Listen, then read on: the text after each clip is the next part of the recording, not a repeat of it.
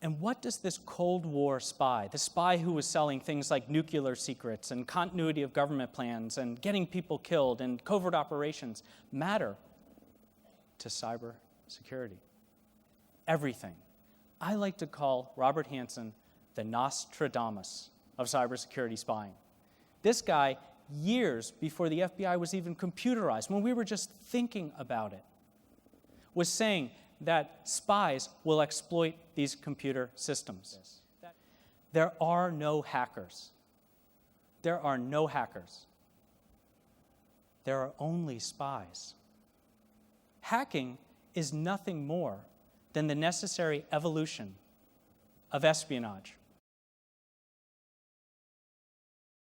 Because spies are devious, spies are malicious, spies are technologically advanced, and they know how to target an individual, a company, or the individuals that make up that company. So let's think of some of the spies that are out there, some of the hackers, some of the things that we have to worry about in cybersecurity. And the first is the trusted insider.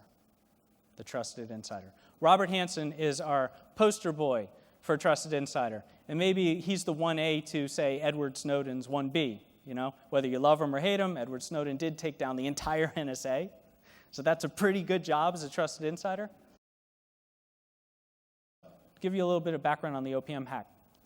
About 22.1, recent numbers, million identities stolen. That's people who worked for the government primarily, or who had background investigations conducted by the government. That's a lot of people. That's a lot of government people. That's a lot of people who could be blackmailed. That's a lot of people who now they know where they work and what they do. Greed, all those ways to recruit I just talked about. Ideology, you look at the background and realize, wow, they're from the Ukraine and we want to hack because the Ukraine wants to get in on this business and so we're going to recruit, right? Bad news, 1.1 million fingerprint records. Great if you want to get through biometrics. We put a lot of biometrics on doors we don't want people to get through. That goes back to that idea of everybody is part of security. And if I could tell you there's one thing in security that you will get one of the most bang for your buck, in addition to everything else you have to do, it's training your people. Making sure that everybody is part of security. Here's our problem in security. Here's the huge problem in security. The bad guys are always leapfrogging the good guys.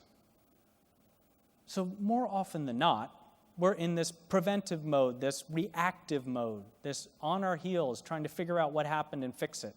We all have to be spy hunters out there conducting counterintelligence, not just looking for the hack or looking for the malware or trying to figure out how they're coming at us. We need to determine what's most important to us and how to protect it.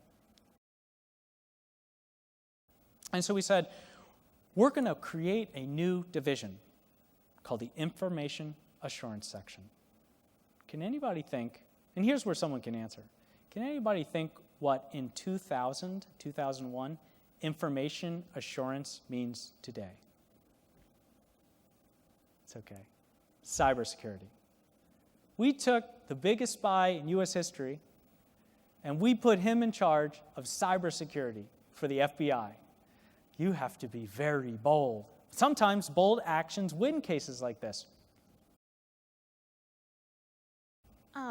What are some ways we as risk managers can identify people within our organizations that could be a threat? Yes, so how can you identify this? Excellent question. So here's a quick capsule for how you can do it. The first thing you have to do is get your smartest people and get a whiteboard and figure out what information is most important to protect. What are you most worried about? Kind of classify them. What's your red level information? If it got out, it would cause huge reputational harm. It would cause huge damage as far as money. It could cause people to lose their identities, to have to start sending those letters that we all get about identity theft, right? Maybe it's PII, maybe it's client information, maybe it's customer information. What are the keys to your kingdom? Then you build your wall around it. So you've got that information, you know what it is. You've identified it. Identify, compartmentalize.